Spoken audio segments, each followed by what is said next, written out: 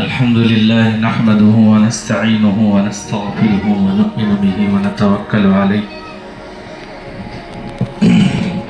ونشهد أن لا إله إلا الله وحده لا شريك له ونشهد أن سيدنا ونبينا ومولانا محمدا عبده ورسوله أما بعد فقد قال الله تبارك وتعالى في القرآن المجيد والفرقان الحميد فأعوذ بالله من الشيطان الرجيم بسم الله الرحمن الرحيم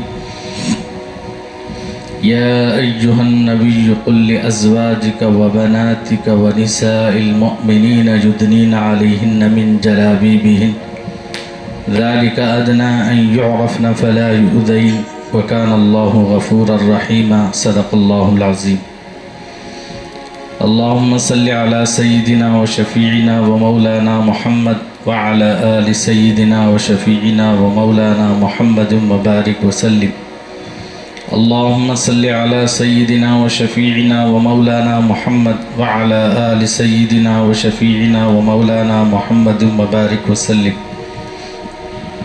اللهم صل على سيدنا وشفيعنا ومولانا محمد وعلى آل سيدنا وشفيعنا ومولانا محمد وبارك وسلم بزرگان محترم عزیزان ملت،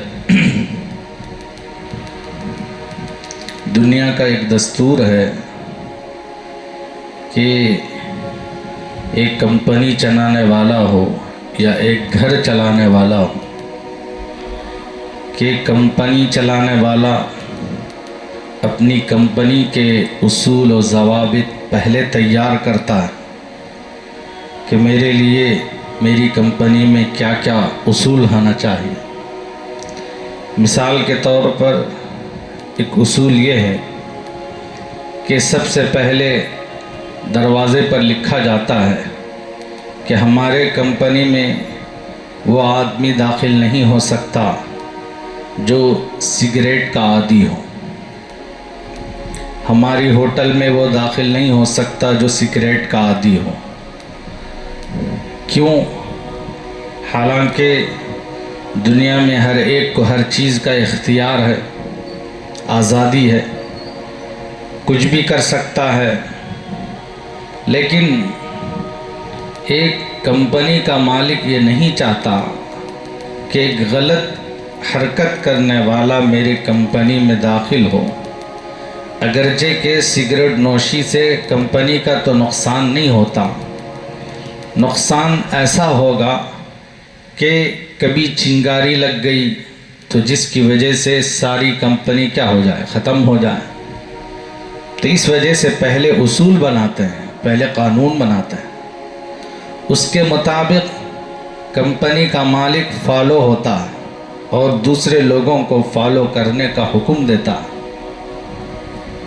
ایک معمولی آدمی جب اتنے اصول و ضوابط اپنی کمپنی کے صحیح چلنے کے لیے کرتا ہے تو دنیا بھی ایک کارخانہ جو اللہ نے بنایا، تو اللہ رب العزت انسان کے علم سے بڑے علم رکھنے والے، بڑے علیم ہیں، بڑے حکیم ہیں، حکمت والے ہیں، علم والے ہیں۔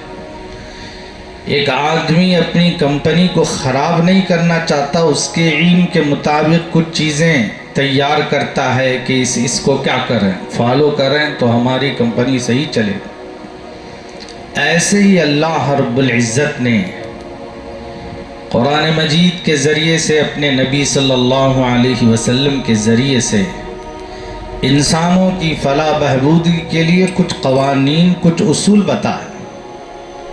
یہ قوانین جو شریعت کے ہیں، یہ قوانین جو اسلامی ہیں، یہ انسانیت کے لیے رحمت ہے، زحمت نہیں، تکلیف نہیں۔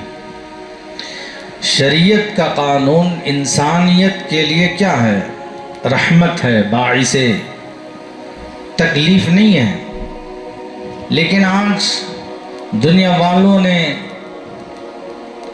اسلام کو نہیں جانا، قرآن کو نہیں جانا، خود دین پر چلنے والے، خود قرآن پر چلنے والے اور خود شریعت پر چلنے والے ان کو بھی پتہ نہیں ہے کہ اللہ کے قوانین میں اللہ تبارک و تعالیٰ نے ہمارے لیے کیا رکھا، اس میں کیا فائدہ ہے، کیا مصلحتیں ہیں۔ میرے عرض کرنے کا مطلب یہ ہے، میں نے آپ حضرات کے سامنے قرآن مجید کی ایک آیت شریفہ پڑھی جس میں اللہ رب العزت نے اپنے نبی صلی اللہ علیہ وسلم کو حکم دیا، یا ایہا النبی قل لأزواجک وبناتک ونساء المؤمنین یدنین علیہن من جلابیبہن، کہ رسول اللہ صلی اللہ علیہ وسلم جب مدینے میں آئے ابھی عورتوں پر پردے کا حکم نازل نہیں ہوا تھا، تو منافقین چونکہ ہمیشہ ساتھ رہتے تھے، اس لیے کہ پتہ نہیں چلتا تھا کہ کون مسلمان ہے کون منافق ہے سوائے رسول اللہ صلی اللہ علیہ وسلم کے، تو یہ منافق لوگ مسلمان عورتیں جب اپنی گھروں سے نکلتی کسی ضرورت کے لیے یا کسی اپنے رشتہ دار کے گھر جانے کے لیے، تو ایسی صورت میں یہ منافق لوگ مسلمان عورتوں کو چھیڑا کرتے تھے، ستایا کرتے تھے راستوں میں۔ جب ان سے کہا جاتا کہ ایسا کیوں کرتے ہیں آپ لوگ، تو وہ کہتے ہیں کہ ہم نے ان کو آزاد عورت نہیں سمجھا، باندی سمجھا اور فلاں سمجھا، ایسا کہتے، اس لیے کہ باندیاں لونڈیاں اس وقت گھر کے کام کاج کے لیے ایک گھر سے دوسرے گھر، دوسرے گھر سے تیسرے گھر جاتی رہتی ہیں، تو اس طرح ہم نے ایسا سمجھ کر ان کو چھیڑا۔ تو اللہ رب العزت نے مسلمان کی عورت ان کی حفاظت کے لیے، ان کی عفت و پاک دامنی کی حفاظت کے لیے اللہ نے اعلان فرمایا، حکم فرمایا کہ اے نبی صلی اللہ علیہ وسلم آپ اپنی بیویوں کو حکم دیجئے، کہہ دیجئے، اپنی بیٹیوں کو کہہ دیجئے، مومن عورتوں کو کہہ دیجئے، یدنین علیہن من جلابیبہن، کہ وہ اپنے اوپر چادروں کو اوڑھیں، قریب کریں چہرے کے اور پورے جسم کے، بس اتنا کہ آنکھ سے راستہ دیکھ سکے، اتنا کھلا رکھے، ایسا حکم دیا اللہ رب العزت نے قرآن مجید میں۔ اور اس کی وجہ بھی بتائی، ذَلِكَ أَدْنَىٰ أَن يُعْرَفْنَ فَلَا يُؤْذَيْنَ، تاکہ لوگ پہچان لیں کہ یہ آزاد عورتیں ہیں، مسلمان عورتیں ہیں، باندیاں نہیں ہیں، جیسے تم لوگ باندیاں سمجھ کر ان کو ستایا کرتے تھے۔ اللہ نے کہا فَلَا يُؤْذَيْنَ، ان کو ستایا نہ جائے، یہ تکلیف میں نہ آئیں، اس کی وجہ بھی بتائی۔ الغرض میرے دوستو، جب یہ حکم آیا اس وقت سے اللہ رب العزت نے مسلمان عورت پر پردہ لازم کر دیا، تب سے مسلمان عورت کی کیا حقیقت ہے اندازہ ہوا۔ ایک بات یاد رکھیں، عورت جو ہم اردو میں کہتے ہیں یہ عربی لفظ ہے، اس کا معنی ہی چھپا ہوا ہونا، عورت کا معنی ہی چھپنے والی چیز، چھپانے والی چیز، چھپی ہوئی چیز۔ اللہ رب العزت نے حضرت آدم علیہ السلام کا جب پتلا بنایا تو پروردگار چاہتا تو یہ بھی کر سکتا تھا، ایک مرد کا پتلا ایک عورت کا پتلا بنا سکتا تھا۔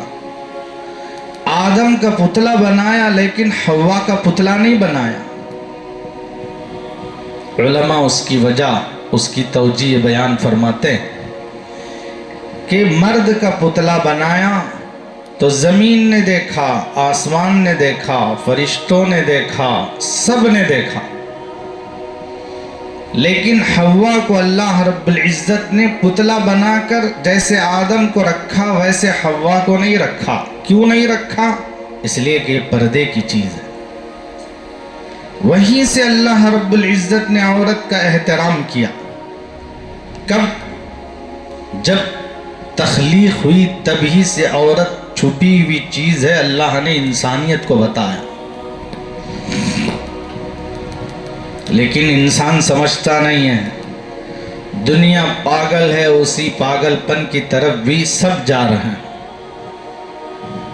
اللہ نے کتنا مقام دیا، چاہتا تو ایک مرد کا پتلا، ایک عورت کا پتلا بنا سکتے تھے، لیکن نہیں بنایا۔ پردے کی چیز ہے، عظمت بتائی، احترام بتایا، اس لیے کہ دنیا والے معمولی سی معمولی چیز کو پردے میں رکھ کر بیچتے ہیں۔ بیچتے کہ نہیں بیچتے؟ کاڑی کی ڈبی دیکھ لو، اب وہ بھی کیا ہے؟ پردے میں، ڈبی میں بند کی ہوئی آتی ہے۔ تو اس چیز کی قدر ہے کہ جو چیز ڈبی میں ہے، اور چھوٹے چھوٹے بچے جو کھاتے پیتے چیزیں ہیں اس کو بھی پیک کر کے کیا کرتے ہیں؟ کمپنی کے لوگ بیچا کرتے ہیں۔ کیوں؟ ان سے پوچھا جائے کہ بغیر کھلا اگر بیچا جائے تو کیا ہوگا، اس میں کیا مذائقہ ہے کہ کھلا بیچو؟ تو وہ کہتے ہیں کہ جہاں چھوٹے چھوٹے کیڑے مکوڑے اس پر بیٹھ کر اس چیز کو خراب کر دیں گے، اس چیز کو خراب کر دیں گے۔ دنیا کہتی ہے، انسان کہتا ہے، ایسے ہی اللہ کہتا ہے، اللہ کے رسول کہتے ہیں، شریعت کہتی ہے عورت پردے کی چیز ہے، اگر یہ کھلا رہے گی، کھلے رہے گی تو اس کی اوپر لوگوں کی ہوس نگاہ ہے، ان کی خواہشات کی نگاہ ہے، ان کی حیوانیت کی نگاہ ہے، عورتوں پر للچائی ہوئی نظروں سے پڑھیں گے، جس کی وجہ سے وہ بھی جہنم میں جائے گا، وہ بھی جہنم میں جائے گا۔ جتنا حصہ عورت اپنا کھلا رکھ کر غیر محرم کو دکھاتی ہے، اتنا حصہ جہنم میں جلے گا کل قیامت کے دن۔ دنیا کہتی ہے کہ اسلام آزادی نہیں دیتی، اسلام آزادی نہیں، اسلام حفاظت کرتی ہے۔ اسلام کیا کرتا ہے؟ حفاظت۔ آپ دیکھیں پر راستے میں چلنے والے، جو بچی یا عورت برقعے میں جاتی ہے، جو بچی یا عورت بغیر برقعے کے جاتے ہیں، برقع پہنے ہوئے جانے والی عورت کے سامنے سے کوئی مرد قریب سے نہیں گزرتا، اس کا احترام کر کے ادھر سے نہیں ادھر سے جائے۔ اور جو عورت بغیر برقعے کے رہتی ہے وہ قریب سے گزرے گا، ابھی اس کو دھکا دے گا، للچائی ہوئی نظروں سے دے گا کہ خود گر گئی، اب مرد اس کو کیا احترام کرے گا؟ تو اللہ نے، قرآن مجید نے، شریعت نے، اسلام کی جو قوانین بنائے ہیں وہ ہمارے لیے رحمت ہے، زحمت نہیں ہے۔ پردہ اللہ کی طرف سے اپنی عورتوں کے لیے ایک بہت بڑی نعمت ہے، زحمت تکلیف کی چیز نہیں ہے پردہ۔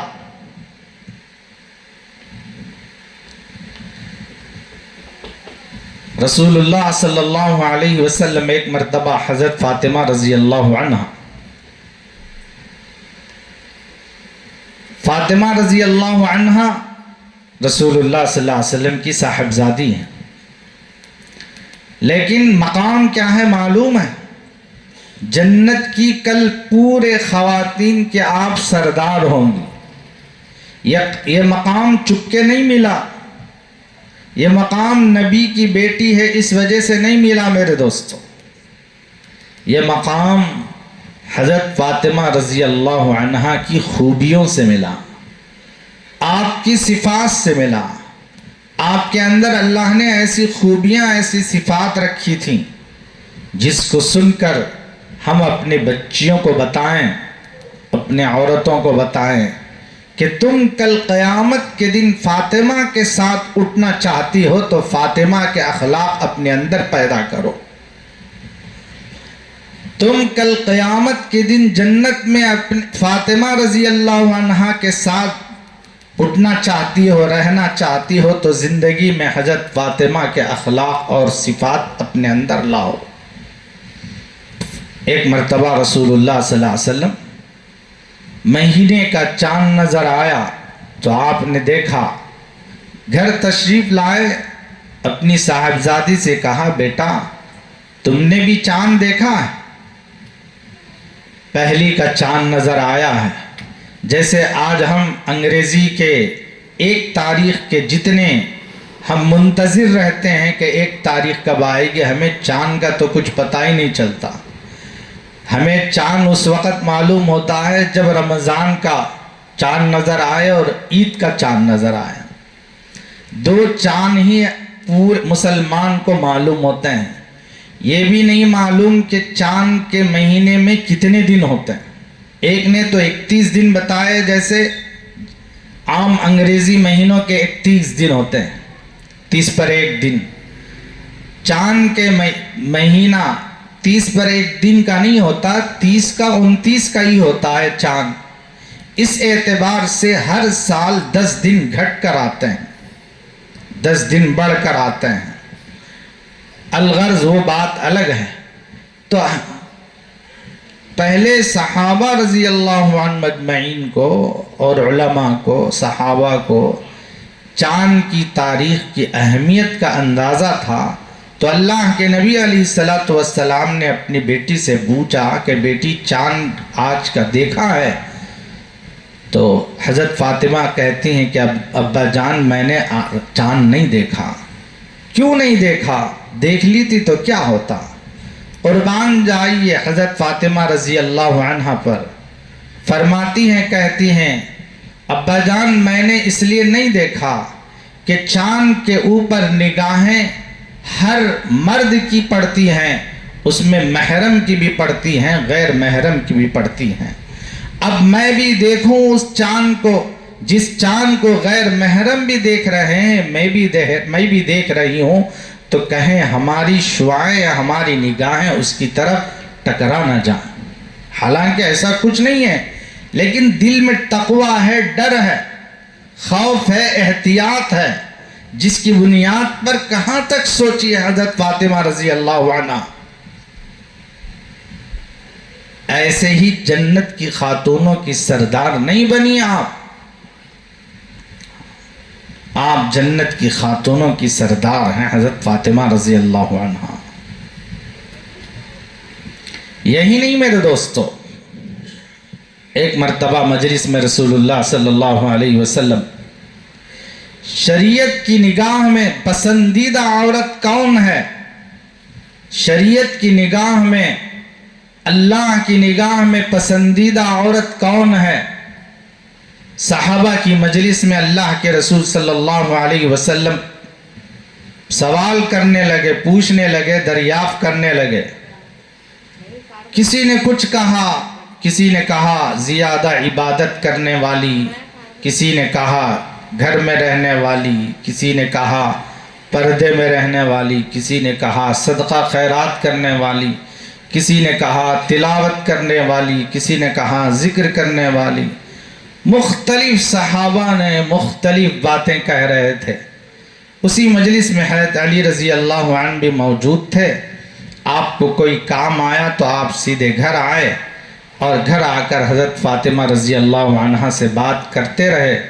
تو اتنے میں حضرت علی رضی اللہ عنہ کہنے لگے کہ اے فاطمہ، ہم آپ کے ابا جان کی مجلس میں بیٹھے ہوئے تھے، اتنے میں رسول اللہ صلی اللہ علیہ وسلم نے ہم سے ایک سوال پوچھا۔ سوال یہ ہے، شریعت کے اندر پسندیدہ عورت کون ہے جو اللہ کی نگاہ میں بھی مقبول ہو، نبی کی نگاہ میں بھی مقبول ہو، اور قرآن کی نگاہ میں بھی مقبول ہو؟ ایسی کون سی عورت ہے؟ تو بحث ہو رہی تھے، کچھ صحابہ فلاں کہہ رہے تھے۔ تو اتنے میں حضرت فاطمہ رضی اللہ عنہ نے حضرت علی سے کہا، اے علی، میں شریعت کی نگاہ میں پسندیدہ عورت کون ہے میں اس کو بتاتی ہوں۔ فرمانے لگی، شریعت کی نگاہ میں، اللہ کی نگاہ میں پسندیدہ عورت وہ ہے کہ عورت اپنی نگاہوں سے کسی غیر محرم کو نہ دیکھے اور کوئی غیر محرم عورت کو نہ دیکھے، یہ بھی کسی آدمی کو نہ دیکھے اور کوئی آدمی بھی اس کو نہ دیکھے، یہ شریعت کی نگاہ میں پسندیدہ عورت ہے۔ اب آپ اندازہ لگا لیں، اب ہماری عورتوں کو کون دیکھتے ہیں، ہماری بچیوں کو کون دیکھتے ہیں، اور ہماری بچیاں کس کو دیکھتے ہیں۔ آج ماحول کیسا ہے میرے دوستو؟ میں یہ عنوان، یہ مضمون اس لیے چنا کہ آج کی تاریخ جو 14 فروری ہے، ساری دنیا کے اندر بے حیائی کا دن منایا جاتا ہے، بے شرمی کا دن، جس میں لڑکا لڑکی جو اسٹوڈنٹس ہوتے ہیں، جو کالجوں میں پڑھتے ہیں یا گھروں میں اپنے اندر رہتے ہیں، جن کے ہاتھوں میں موبائل رہتا ہے، واٹس ایپ رہتا ہے، ایسے بچیاں اور بچے اپنے ریلیشن شپ یعنی اپنی دوستیاں، اپنے تعلقات ایک دوسرے کے بڑھاتے رہتے ہیں، جبکہ شریعت میں ایسے تعلق قائم کرنا حرام ہے۔ ایسے تعلقات قائم کرنا کیا ہے؟ حرام ہے۔ آپ کو بتاؤں، شریعت اتنی نازک چیز ہے، جو ماں باپ اپنے بچی کو پالتے ہیں، کسی کی بچی کو لے کر، لے پالک جسے کہتے ہیں، یعنی منہ بولی بچی، یعنی جس کو ہماری اولاد نہیں ہے تو کوئی پالتے ہیں بچی، تو یہ پرورش پانے والی بچی جب بالغ ہو جاتی ہے تو باپ اس سے پردہ کرنا پڑتا ہے۔ اگر وہ اپنے بھائی کی لڑکی اگر ہو تو ایسا نہیں ہے، اگر کسی کی لے کر پال رہے ہیں، اگر غیر محرم ہو جاتا، اپنے سگے اپنے بھائی کے ساتھ بچپن میں کھیلا کرتی تھی، لیکن اس سے بھی پردہ کرنا پڑتا ہے۔ لوگ کہتے ہیں میں نے پالا ہے، میں نے اس کو اٹھا کر کھیلا ہوں، اس کو اٹھا کر لے گیا ہوں، اس کو کھلاتا تھا، اس کو پلاتا تھا، گیا زمانہ، لیکن جب بچی بالغ ہو گئی تو پردہ ضروری ہے۔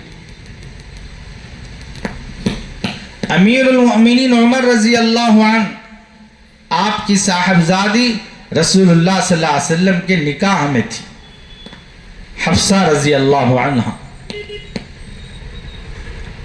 تو اس اعتبار سے آپ کی بیٹی آپ کے لیے امہات المؤمنین ہو گئی، ماں بن گئی، یعنی اس لیے کہ نبی کی بیویاں پوری امت کے لیے مائیں ہوتی ہیں۔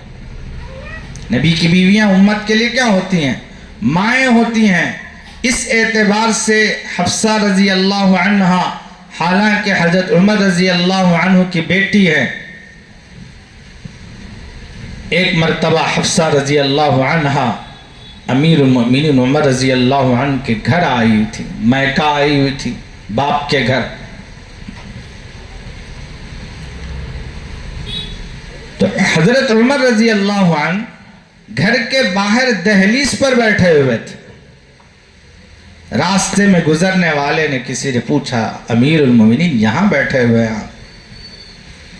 کہا کہ ام المؤمنین حفصہ اندر ہیں، اس لیے میں باہر ہوں۔ باپ دیکھے بیٹی کا کیا احترام ہے، بیٹی کا کیا اکرام ہے۔ اسلام ایسے کھیل کھلونا نہیں میرے دوستو۔ اللہ رب العزت نے جو چیز ہمیں عطا فرمائی ہے بڑی قیمتی چیز ہے، یہ بڑی محترم چیز ہے، بڑی معزز چیز ہے۔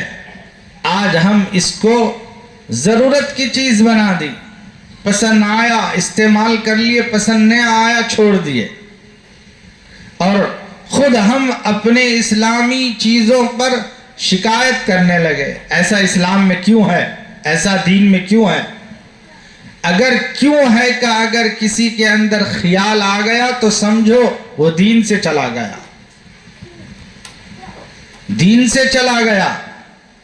اس لیے ہر چیز کو قبول کرنا، جو سمجھ میں آئے اس کو بھی قبول کرنا ہے، جو سمجھ میں نہ آئے اس کو بھی قبول کرنا ہے، اسی کا نام مومن ہے، اسی کا نام مسلمان ہے۔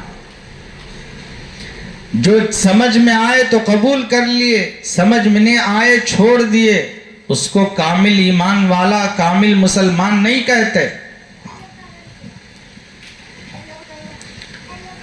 تو آج کتنے ایسے بچے بچیاں ہیں جو غلط چیزوں میں لگے ہوئے ہیں، نہ ماں باپ ان کی تربیت کرتے ہیں، نہ بھائی ان کی تربیت کرتے ہیں، نہ ماں گھر کے اندر ان کو تربیت دیتی ہے، نہ تعلیم دیتی ہے، اور اس کی وجہ سے غلط چیزوں پہ چل کر یہ نحوست گھر میں آ رہی ہے، اور اسی نحوست کی وجہ سے میرے دوستو اللہ رب العزت ہمارے گھروں سے اپنی رحمت کو چھین رہا ہے۔ برکتیں کیوں نہیں؟ اللہ کی مدد کیوں نہیں آتی؟ محبتیں کیوں نہیں؟ آپس میں نفرتیں کیوں ہیں؟ حرام کام گھر میں ہو رہے ہیں، تو اس وجہ سے میرے دوستو یہ ساری چیزیں ہوتی۔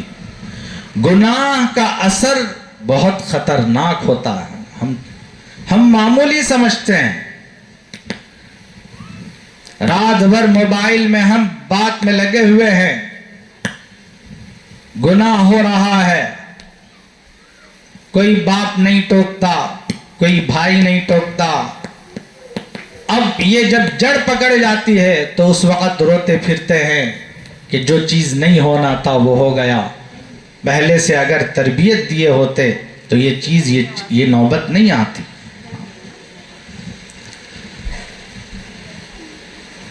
پردہ کتنا اہم ہے، اس کے اثرات اپنی زندگی پر کیسے پڑتے ہیں، اس کی وجہ سے اللہ تبارک و تعالیٰ کی رحمت کیسی اترتی ہے۔ پردہ ایسی چیز ہے کہ یہ اللہ کی رحمت کو کھینچنے والی ہے۔ جو پاک دامن عورت رہتی ہے، جو عفت والی رہتی ہے، جو عصمت والی رہتی ہے، وہ اللہ کے یہاں بہت مقبول ہوتی ہے، اللہ کے یہاں بہت پسندیدہ ہوتی ہے۔ کتنے دنیا میں ایسے لوگ گزرے ہیں جو اپنے اندر غیرت رکھتے ہیں، شرم رکھتے ہیں، حیا رکھتے ہیں۔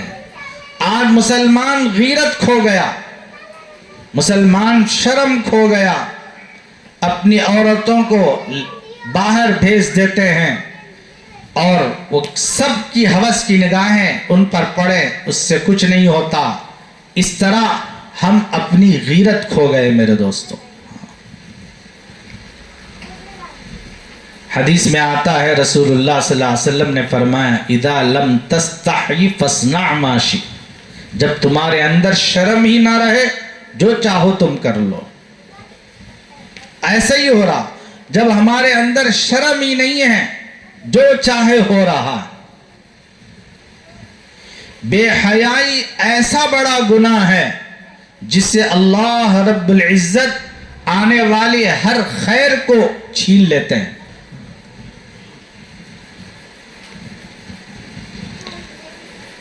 پہلے کے لوگ بڑے حیادار تھے، غیرت مند لوگ تھے۔ کتابوں میں لکھا ہے، ہمارے ہی ہندوستان کا واقعہ ہے، مفتی لطف اللہ صاحب سہارنپوری رحمت اللہ علیہ ایک مرتبہ اپنے گھر کی خواتین کو لے کر، پہلے زمانے میں ہمارے بھی بچپن میں ہم دیکھتے تھے جو رکشے چلاتے تھے، جب ہمارے گھر کی خواتین کہتی تھی کہ جاؤ بیٹا رکشہ لے کر آؤ، تو پہلے رکشہ لے کر آتے تو رکشے میں سب سے پہلے پردہ لگاتے تھے۔ پہلے کیا کرتے تھے؟ رکشے میں پردہ لگاتے تھے۔ جب گھوڑا گاڑی بھی تھی تو گھوڑا گاڑی میں بھی پیچھے بھی پردہ لگاتے تھے، سامنے بھی پردہ لگاتے تھے۔ اس کے بعد گھر کی عورتیں بیٹھتی تھیں اور گھوڑا چلانے والا چلاتا تھا، رکشہ چلانے والا چلاتا۔ بغیر پردے کے گھر کے اندر کی خواتین رکشے میں بیٹھتی نہیں تھی۔ یہ ہم اپنے بچپن میں دیکھا ہے۔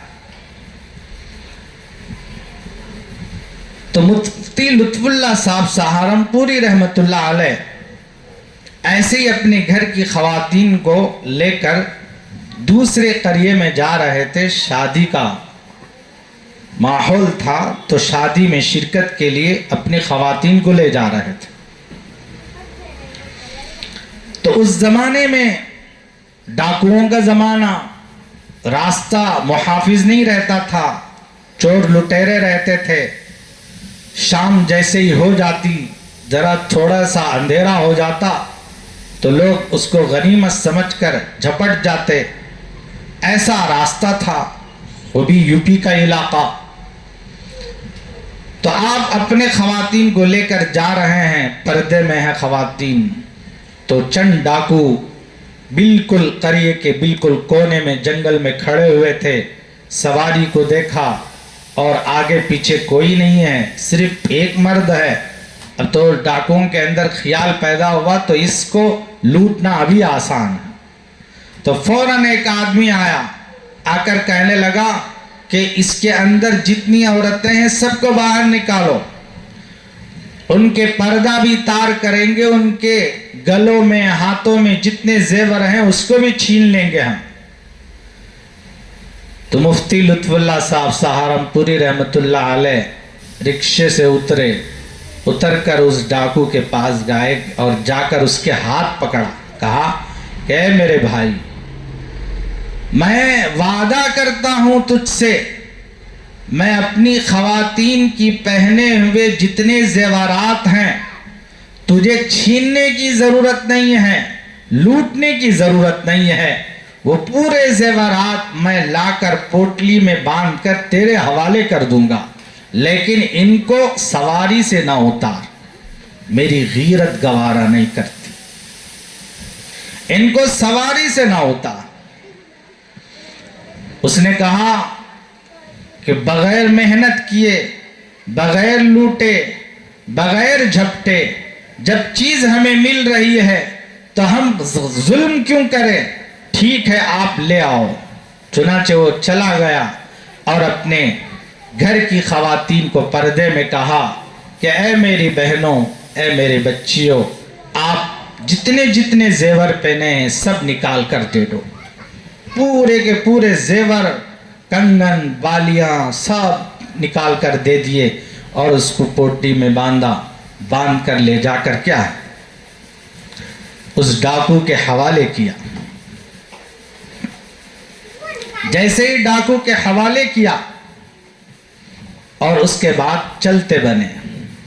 چلتے چلتے قربان جائیے وہ کیسی خواتین تھیں، ان کے اندر ایمان کیسا تھا، امانت داری کا جذبہ کیسا تھا، وعدے کی اہمیت کیسی تھی. تو ایک خاتون اپنے ہاتھ پر جیسے ہی نگاہ پڑی تو اسے انگوٹھی یا چھلا نظر آیا، وہ دینا بھول گئی تھی. فوراً اپنے جو محرم تھے ان سے کہا کہ میں نے ایک چھلا بھول گئی ہوں، آپ اسے واپس دے کر آئیے، اس لیے کہ ہم نے ان سے وعدہ کیا تھا کہ پورے زیور دیں گے، لیکن یہ چیز ہم اپنے پاس رکھ لیں گے تو ایسی صورت میں ہم وعدہ خلاف کرنے والے بن جائیں گے. یہ درد تھا میرے دوستوں. اب چونکہ سواری کو روکا اور فوراً پیچھے سواری لے کر آئے، حالانکہ آگے بڑھ گئے تھے، وہ سواری پیچھے آئی اور جو چھلا پہنے ہوئے تھے اس کو لے جا کر اس ڈاکو کو دینے جا رہے. تو جو ڈاکو بیٹھے ہوئے تھے وہ ڈر گئے، اب کیا ہوگا، یہ کیا چھیننے آ رہا ہے یا لڑنے آ رہا ہے. کہا کہ نہیں کچھ نہیں، آپ لوگ بیٹھے رہو، میں آپ کو آپ کی امانت پہنچانے آ رہا ہوں.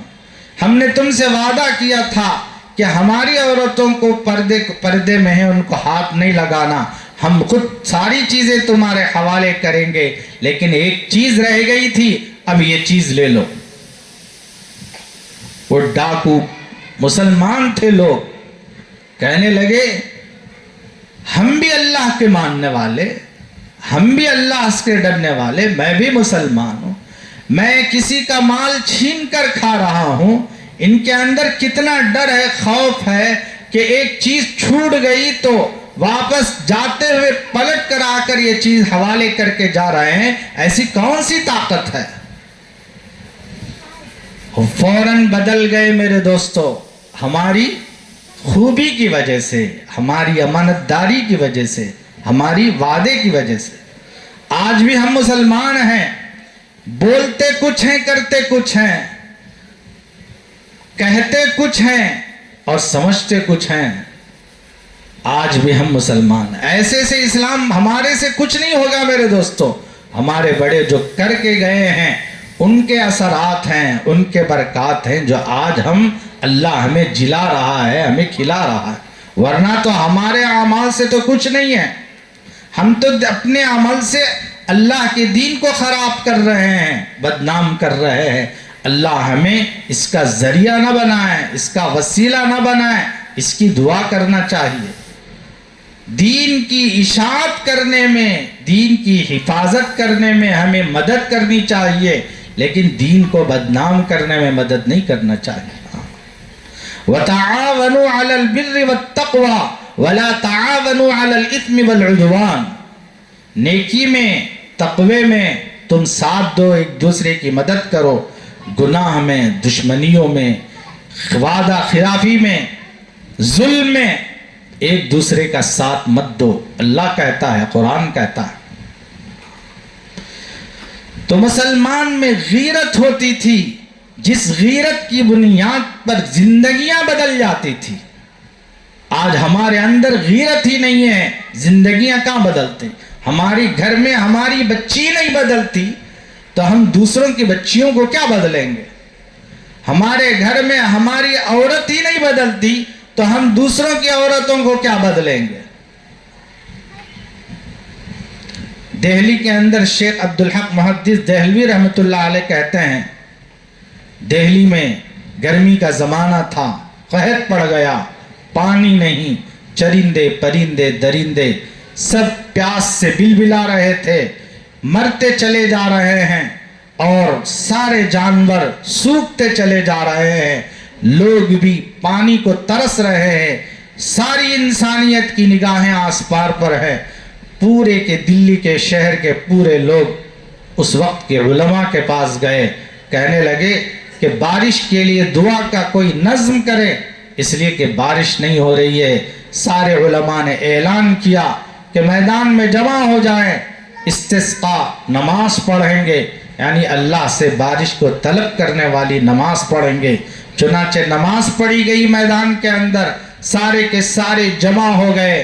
صبح سے لے کر شام تک بیٹھ کر نماز پڑھ کے دعائیں کر رہے ہیں, لیکن آسمان پہ ایک ابر کا سایہ نہیں آ رہا. سب پریشان ہیں, ایک ابر کا سایہ نہیں آ رہا.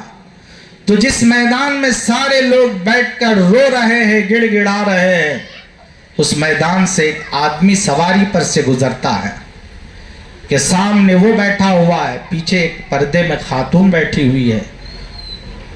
وہ گزرتا ہوا دیکھتا ہے کہ میدان بھرا پڑا ہے, تو سواری سے اترتا ہے, میدان میں جا کر ایک آدمی سے پوچھتا ہے کہ کیا بات ہے, اتنا بڑا مجمع ہے, کیا ہو گیا, کسی کا انتقال ہو گیا یا کوئی تقریب ہے, کچھ کیا ہے. کہنے لگے کہ نہیں, زمانہ گزر گیا, بارش کا نام و نشان نہیں ہے, ہم سب اللہ سے بارش کی طلب کے لیے بیٹھے ہوئے ہیں, دعا کر رہے. اس نے سنا, ٹھیک ہے میں بھی دعا مانگتا ہوں. سواری کے پاس آیا, اس جو خاتون سواری پر بیٹھی ہوئی تھی پردے میں, اس کے پردے کا کونے کا دامن پکڑا اور پکڑ کر اللہ سے دعا مانگا کہ اے اللہ, بارش کے لیے ساری امت جمع ہے, بارش برسا دے. جیسے ہی اس نے دعا مانگی, ابر آ گئے, بارش برسنے لگی. تو میدان میں سے چند آدمی آئے اس سواری کے پاس, آ کر کہنے لگے کہ بھائی ہم صبح سے بیٹھے ہیں, دعا کر رہے ہیں, ہماری دعا قبول نہیں ہوئی, لیکن تو آیا اور اپنے اس پردے میں رہنے والی خاتون کا دامن پکڑ کر کیا مانگا. تو کہنے لگا, معلوم ہے یہ خاتون کوئی خاتون نہیں, یہ میری ماں ہے, یہ میری وہ ماں ہے جس کی زندگی ایسی پاک دامنی میں گزری ہے کہ اس نے کبھی غیر محرم پر نگاہ نہیں ڈالی. یہ ہمیشہ پردے میں رہی, ہمیشہ عفت کی زندگی گزاری. میں اس کا گواہ ہوں. میں نے اپنے ماں کے اس دامن کو پکڑ کر اللہ سے کہا کہ اے اللہ, یہ جو میری ماں نیک زندگی, عفت والی زندگی, پردے والی زندگی گزاری ہے, اگر یہ زندگی تجھے پیاری ہے تو جو مجمع یہاں بیٹھا ہوا ہے بارش کی طلب کے لیے، ان پر اگر اس کی برکت سے بارش کے چند قطرے اتار دے تو اللہ کو میری ماں کی یہ پردے داری، یہ عفت اور پاک دامنی پسند آئی، اللہ نے اس کی برکت سے بارش اتار دی۔ آج بے حیائی کا دن مناتے ہیں میرے دوستو۔ آج ہم ہوٹلوں میں جا کر ملتے ہیں۔ اللہ کا ڈر رکھیں، اللہ کا خوف رکھیں۔ بے حیائی اللہ کو بہت ہی ناپسند ہے۔ اللہ تعالیٰ سے دعا ہے کہ اللہ تعالیٰ کہنے سننے سے زیادہ عمل کی توفیق نصیب فرمائیں۔ آمین وآخر دعوانا الحمدللہ رب العالمین۔ جو حضرات سنت و نوافل سے فارغ نہیں ہوئے جلد سے جلد سنتیں ادا کر